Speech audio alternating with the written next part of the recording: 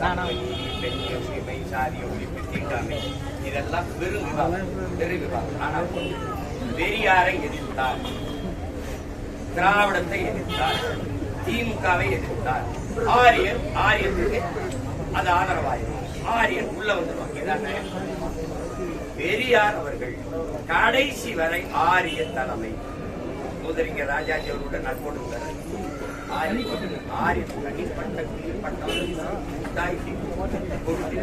நீங்களும் அம்மா மணியம்மையை கல்யாணம் செய்ய எனக்கு சாட்சி கையெழுத்து போட வாங்கன்னு யார கூப்பிட்டீங்க?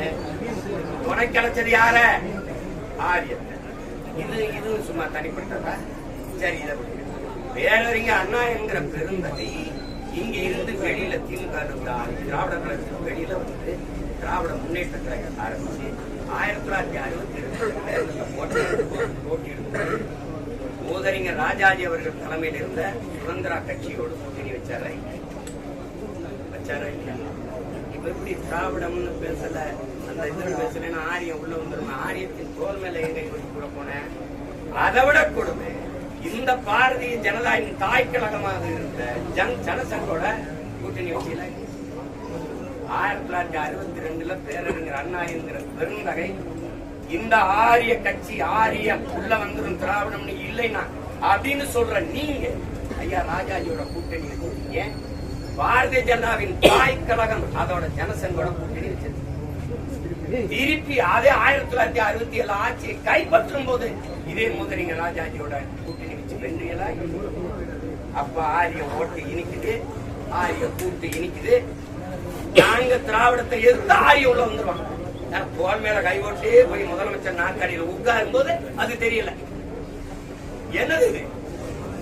பெரியாரை எதிர்த்தா பிஜேபி RSS எப்படி? நீங்க தான் எதிர்ப்பீங்க, நாங்க எதிர்க்க மாட்டோம். RSS பிஜேபி கோட்பாடு எங்க முன்னவர்களா எதிர்த்ததில்லை, எங்களுக்கு அந்த தத்துவம் இல்ல. என்ன வள்ளலார் வைகுந்தரை விட நீ இந்த கோட்பாட்டை எதிர்த்து புரட்சி செஞ்சிட்டீங்க. யாராவது பேசுங்க. வள்ளலார் வைகுந்தரை விட சீர்திருத்தவாதி இந்த மண்டல இந்த கோட்பாட்டுக்கு எதிராக ஒரு கோட்பாட்டை உருவாக்கி சுத்த சன்மார்க்கம் ஒரு சமயத்தை கண்டவே இந்த மூதாதை வள்ளலார். அன்பு வழி என்று ஒரு மார்க்கத்தை மதத்தை உருவாக்கின எங்க பாட்டை வைகுந்தர். சாதிய இழிவை தொடர்த்தி அவன மாதிரி போராடினது உண்டா? வள்ளலார் மாதிரி போராடினது உண்டா? சொல்லுங்க. பசியோடு என் மக்கள் இருக்கக்கூடாதான அடுப்பில் பற்ற வைத்த இந்த நெருப்பு தான் எரியணும், வயிற்றில் பசி நெருப்பு எரியக்கூடாதான அணைய விடாமல் பார்த்ததுன்னு சொன்னதுக்காக 150 வருஷமா எரிஞ்சுக்கிட்டு அப்படி ஒரு வேலையை தந்தை பெரியார் அவர்கள் செஞ்சது உண்டா? சொல்லுங்க. என்னுடைய பேர்ல இருக்கிற கல்லூரிகளில் கட்டணம் வாங்காத கல்வி கொடுக்கணும்னா கேள்வி. கோயிலுக்குள்ள நுழைய விடல, அதெல்லாம் சானா பைய பார்த்தாலே தீட்டு உள்ள விடல. கோயில் நமக்கு தீட்டா வெளியில வாடா, கடவுள் என்னடா கண்ணாடிக்கு முன்னாடி நீதான் கட்டணும். பட்டையை எப்படி போட்டா நாங்க சைவ மரபினர் இல்லடா, அவன் போட விட மாட்டான், நிமித்தி போடுறான். முட்டிக்கு கீழே வேட்டியை கட்டக்கூடாது, அந்த துணியை தூக்கி தரையில கட்டா. அவன் தான் புரட்சியாள இந்த மண்ணு. என்னத்த மாற்றுதல் பண்ணீங்க? ஏய வள்ளலாரையும் வைகுந்தரை நீங்க போட்டு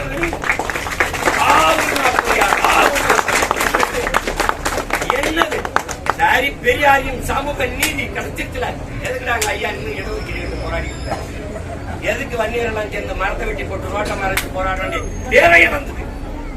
யார் சொல்றது? இந்த பாதிப்பு இன்னும் இந்த 10.5 விழுக்காடு இடஒதுக்கீட்ட முன்னால நிறுவி தர முடியல. பெரியார் தான் சமூக நீதி இல்லைன்னு எங்க நீதி? என்ன சமூக நீதி? அந்த சமூகம் எந்த சமூகத்துக்கு நீதி? உங்களுடைய அரசியல் பரிணாம வளர்ச்சியில் அதிகாரத்தில் இருக்கிற கட்சி தானே திமுகவில் பெண்களுக்கு எவ்வளவு சம உரிமை? சட்டமன்றத்தில் எத்தனை சட்டமன்ற உறுப்பினர்கள்? எவ்வளவு அமைச்சரவையில் எத்தனை பெண்களுக்கு இடம்? நாடாளுமன்றத்தில் எத்தனை பெண்களுக்கு இடம்? என்ன இருக்குது? சும்மா பேச்சுக்கு பெண் உரிமை பெண் உரிமைனா பெண் உரிமை பேச தமிழ் பேரிடத்தில் ஒரே மகனுக்கு தான் உரிமை உண்டு. அது எங்கள் தலைவன்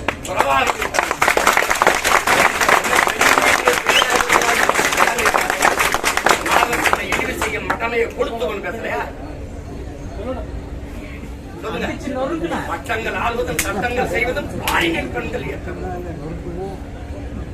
எட்டும் அறிவினில் ஆணுக்கு இங்கே பெண் இழைப்பெண்ணு காண குமியடின்னு நான் பாரதி. என்ன பயிற்சி நீங்க என்ன பயிற்சி பிறன்மனை நோக்கா பேரவன்மை சான்றோருக்கு அரணன்றோ ஆன்ற ஒழுக்கு சான்றோருக்கு அரணன்றோ ஆன்ற ஒழுக்கு எங்கள் மூதாதை வள்ளுவர் பெருமகன். நீங்க என் மனைவி நான் இருக்கும் போதே இன்னொரு ஆண்மகனோட இசைப்பட்டு உறவு வச்சுக்கிட்டு அதை குற்றம் என்று கருதக்கூடாதுன்னு மாநாட்டில் தீர்மானம் பண்றோம். இது பெண்ணை உரிமை கற்பப்பைய அறுத்து வீசு, அறுத்து வீசு. நீ எதுக்கு புள்ள பத்துக்கிற? எதுக்கு புள்ள பத்துக்கிற? தாலி கட்டி நீ உனக்கு நீ புள்ள பெத்துக்கிறாத, புள்ள பெத்துக்கிறாத, புள்ள பெத்த அடிமையாகாத. கற்பப்பைய அறுத்து வீசு என்று பெரியார் சொன்னார் பெண்ணிய சுதந்திரத்துக்காக.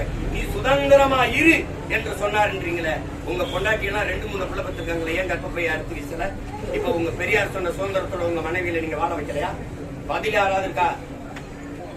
தம்பி, நான் பொது விவாதத்துக்கு 2 கணமும் விரிச்சு நிற்கிறேன். பிரபாகரன்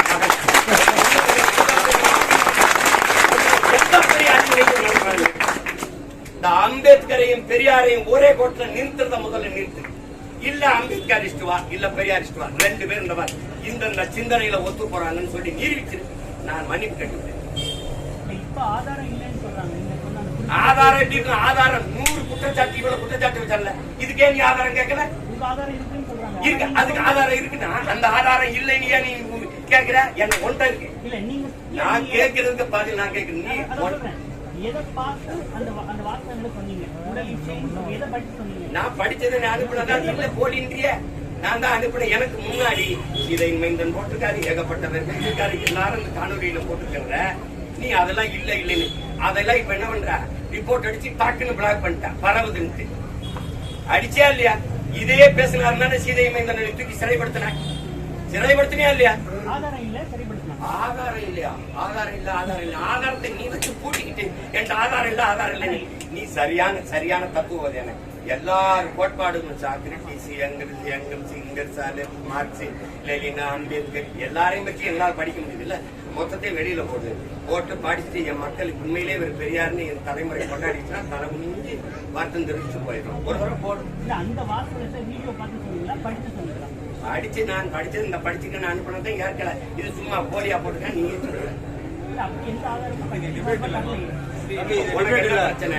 நீ பத்திரிகை நீங்க இந்த மாதிரி எந்த தலைவன் நீ கேள்வி பத்து நீ என்னமோ என்னோட தட்டு மாதிரி இருக்க. நீ பெரியார் சார்பா பேசுறதுன்னா இப்படி வா, கேள்விதான் கேட்கணும். சும்மா தம்பி எந்த தலைவனோட நீ தட்டு பண்ணிட்டு பாத்தி நேரத்தை வினடிக்கிறேன். நான் இத்தனை கேள்வி கேட்கிறேன், அதுக்கு ஆதாரம் கேட்க மாட்டேன். எதுக்கு இல்லை அந்த கொண்டா நீ இத்தனைக்கும் கேட்காத. நீ அதுக்கு ஆதாரம் கேட்கிறீங்கன்னா அது எங்க இருக்கு? வெளியிட்டு இங்க பாருங்க. இதுக்கு என்ன போதும்? Enjoyment without responsibility. பாசத்தை காட்டுறதுக்கு பிள்ளைய பெறுவானா? மனது மகிழ்ச்சி வேணும், அதனால அப்புறம் உறவு வச்சுக்கிட்டா அதுக்காக அந்த பெண்ணை தூக்கி சுமக்கணுமா என்ன? அப்படியே போயிட வேண்டியதான். அப்படின்னா இது எப்படி ஒன்னொன்னா பேசு. இப்ப வேற ஏதாவது சண்டை இருக்க? ஒன்னொன்னா பேசு. பெரியார் தமிழகத்தில் அறியப்பட்டது. அவரை எதிர்ப்பதன் மூலம் வாக்கரசியல நாம் தமிழர் பாதிப்பு வந்தா என்ன செய்யும்? சரி, வாக்கரசியல் எனக்கு பாதிப்பு வந்துருதுல. பெரியார் நல்லா பெரியாருக்கு ஓட்டுக்கல. இத்தனை பெரியார் ஆதரிச்சு பேசுற பெருமை யாராவது ஒருவர் பொது தேர்தல்ல பெரியாரை பற்றி பேசி பெரியாருடைய சித்தாந்தங்கள் தத்துவங்களை பற்றி பேசி வாக்கு சேகரிக்க ஒருத்தர் தயாராகிறார். ஒருத்தர். நீ தடை செய்யப்பட்ட இயக்கம் டெரரிஸ்ட், தீவிரவாதி, பயங்கரவாதி பழி சுமத்திய என் தலைவனை பற்றி பேசி நான் வாக்கு சேகரிக்க தயாராக.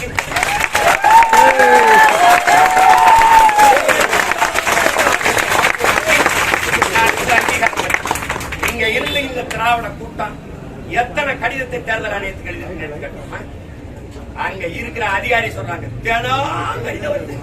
பிரபாகரனை போடுறாங்க, பிரபாகரனை காட்டுறாங்க, அதான் தடை பண்ண பிரபாகரனை காட்டுறாங்க. படத்தை பார்த்தே இந்த பயன்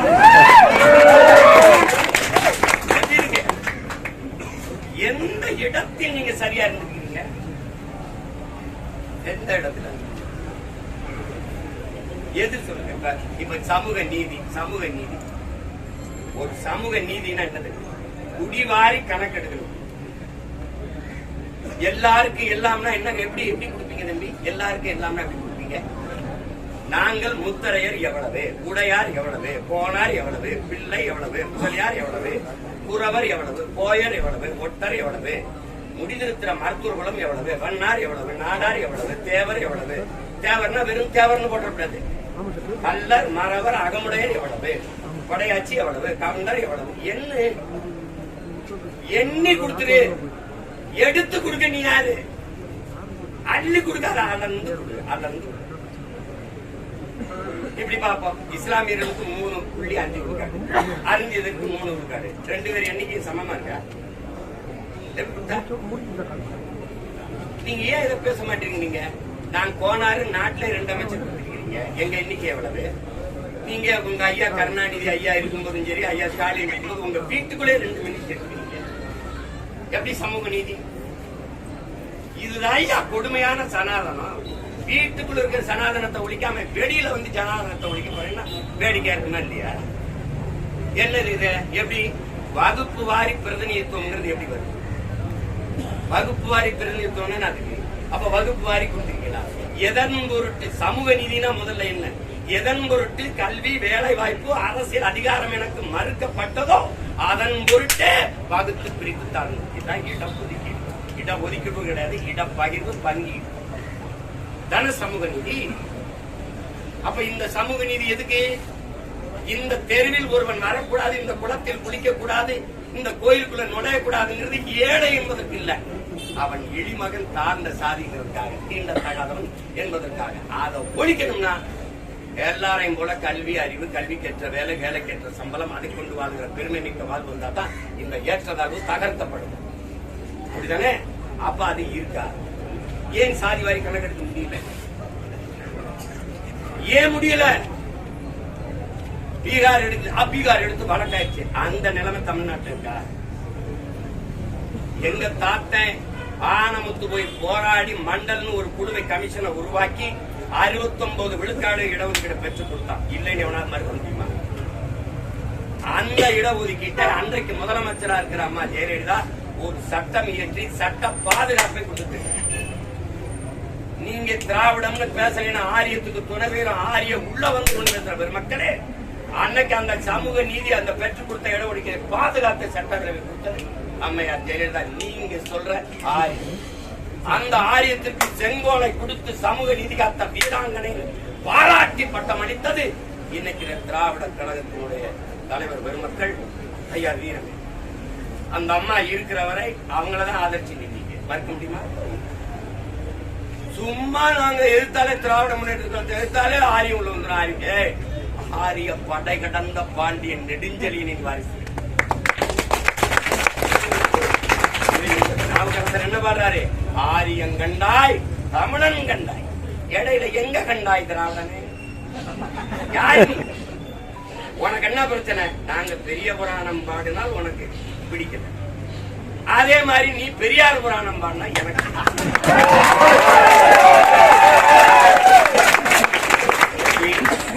உங்களுக்கு எங்க ஐயா பெரியாருக்கு, உங்க ஐயா பெரியாருக்கு, நம்ம ஐயா பெரியாருக்கு மொழி அபிமானம் கிடையாது, தேசாபிமானம் கிடையாது, நாட்டபிமானமும் கிடையாது, இனாபிமானமும் கிடையாது. அதனால எங்களுக்கு அவர் மேல எந்த அபிமானமும் கிடையாது. மொழி, தேசம், அதுல யாருக்காக போராடினீங்க? யாருக்கு போராடி பெற்றுக் கொடுத்தீங்க? என்ன உங்க சமூக சீர்திருத்தம்? இன்னும் இங்க ஒரு அண்ணல் அம்பேத்கரும் பெரியார், அண்ணல் அம்பேத்கரும் சிலைய ஒன்னா வைப்ப, சிந்தனை ஒன்னா வைக்க முடியுமா? ஒன்னா? இங்க பாருங்க, முதல்ல அதிகாரம் மிக வலிமையானது யாருது? யாரு? அம்பேத்கர். அனைத்து துன்ப கூட்டுகளுக்குமான சாவி ஆட்சி அதிகாரம் மட்டுமே. இது யாரு? அம்பேத்கர். இவர் என்ன சொல்றாரு? கற்பி, புரட்சி செய், ஒன்று சேரடா, எல்லாம் அரசியல் வலிமை, அரசியல் அதிகாரத்தை நோக்கி போடா. இவர் தேர்தல் பாதை, திருடர் பாதை போகாது, ஓட்டு பொறுக்கிய அவன்கிட்ட போகாது. அடிப்படையே 2 பேரும் 5000 கிலோமீட்டர் இருக்கிறீங்க. சொல்லுங்க, நீங்க சொல்லுங்க தம்பி, ஏதாவது இதுல இருக்குதா? வரலாற்றில் புறக்கணிக்கப்பட்ட இனத்தின் மக்கள் ஒரு நாள் தங்களுக்கான வரலாற்றை தாங்களே எழுதுவார்கள். இது அண்ணல் அம்பேத்கர். இனத்தின் மக்கள். அவர் என்ன சொல்றாரு? ஒடுக்கப்பட்டு வீழ்த்தப்பட்ட இனத்தின் மக்கள் கிளர்ந்து எழுவார்கள், ஒரு நாள் தங்களுக்கான வரலாற்றை தாங்களே எழுதுவார்கள். யாருக்கு இனமே கிடையாது. புரிது நிறைய. ஒருவன் அடிமையாக இருக்கிறான் என்பதை உணர்த்திவிடு, பிறகு அவனே கிளர்ச்சி செய்து போராடுவார். அப்படி ஏதாவது உணர்த்துவீங்களா? அதை சாஸ்திரத்துல ஒரு தடவை இப்ப புராணத்துல எழுதிட்டாங்க. சாஸ்திரத்தை நாங்க மூத்தத்தை பெஞ்சு போட்டு போயிட்டே இருந்தோம். கடந்து ஒன்னே சூத்திரங்கள் ஒண்ணு தேவையா வேண்டாம் உன்னை அதுன்ட்டா உன்னை விட்டு போறேன்னு ஒரு தடவை என்ன ஒருத்தன் போடான்ட்டான். என்னன்னா உங்களை போடான்னு சொல்லிட்டான், என்னன்னா உங்களை போடான்னு சொல்லிட்டான், என்னன்னா உங்களை செந்தில் என்ன சொல்லுவாரு, அவனை பாரு போடா வாடான்னு கூப்பிடுறேன். ஹாப்பி பர்த்டே டே டே டே டே ஹாப்பி பர்த்டே டே டே அந்த மாதிரி டே போட்டாரு. தம்பி நீ வந்து எனக்கு புதுசா சொல்லாத, அங்கிருந்தா வந்துக்க. அதனால என்ன இப்படி பேசலாமா, பெரியார் இப்படி, நாங்க பெரியார் இப்படி பேசலாமா, இப்படி பேசியிருக்கலாமா? தமிழை சனியன் என்றும் தமிழ் இருக்க முடியாது என்றும் திருவள்ளுவர் வைத்தியக்கார போய் ஆரி அடிமை, தொல்காப்பி ஒரு முட்டா போய் ஆரி அடிமை. என்னது நீங்க ஒரு கேள்விக்குள்ள இருக்க தமிழ் சனியன் காட்டு முராண்டி மொழி, அதை படிச்சா பிச்சை கூட எடுக்க முடியாது. எதுக்கு தமிழ்லயே பேசி தமிழ்லயே எழுது, நீங்க பிச்சை எடுக்கலாம்? இங்கிலீஷ் தானே, இங்கிலீஷ்ல எழுத வேண்டியதானே? உங்க கருத்துக்களை இங்கிலீஷ்ல இருந்தா யாருக்கும் எழுதுறாங்க, குழப்பமா இல்லையா? இங்கிலீஷ் நீங்க படிக்கல, படிச்ச ஒருத்தனை நீங்க சொல்ல அப்படியே எழுதி சொல்லிருக்கலாமே.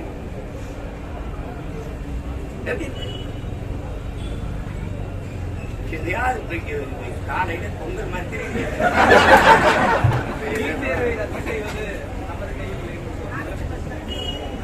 கொஞ்சம் இருங்க தாய இருங்க. இப்ப நம்ம இதை நீங்க நல்லா படிச்சோம். நீட்டு தேர்வை உங்களால செய்ய முடியாது. எப்ப வந்து சொல்றீங்க?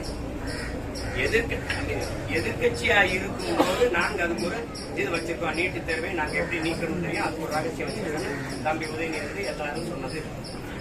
இப்ப வந்து 60 லட்சத்துக்கிட்ட கையெழுத்து வாங்கினது நீட் தேர்வு. அந்த கையெழுத்தை வாங்கி யார்ட்டையும் கொடுத்து சேலம் மாநாட்டில் அதோட முடிச்சு. தேர்தல்ல இந்தியா கூட்டணி ஜெயிச்சிருந்தா அப்ப கூட்டணி வைப்பீங்களா இல்லையான்னு தெரியும். நாங்கள் இந்திய நாடாளுமன்ற தேர்தலில் வென்று இருந்தால் நாங்க நீட் தேர்தல் ரத்து செய்வோம். அப்ப நாங்க இருந்தால் ரத்து பண்ணிடுவோம். இப்ப முடியாதுங்க. ஒரே கேள்விதானே, உங்களால முடியாது, ஏன்னா உங்க கூட்டணி வெல்லல.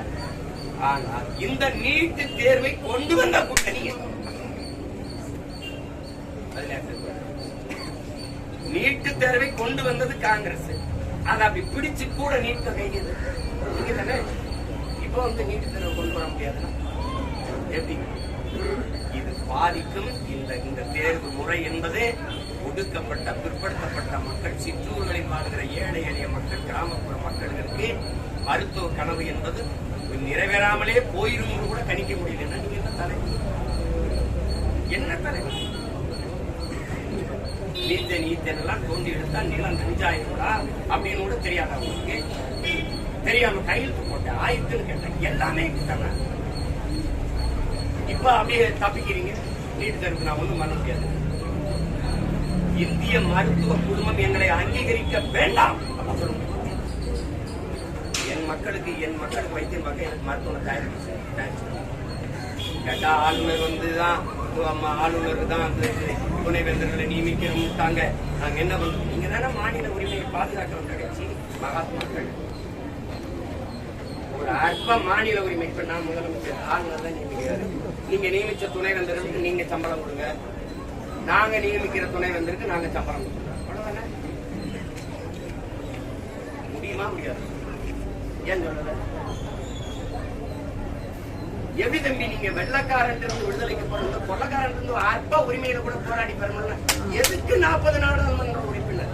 எதுக்கு இவ்வளவு பெரிய அதிகாரம்? எதுக்குங்க?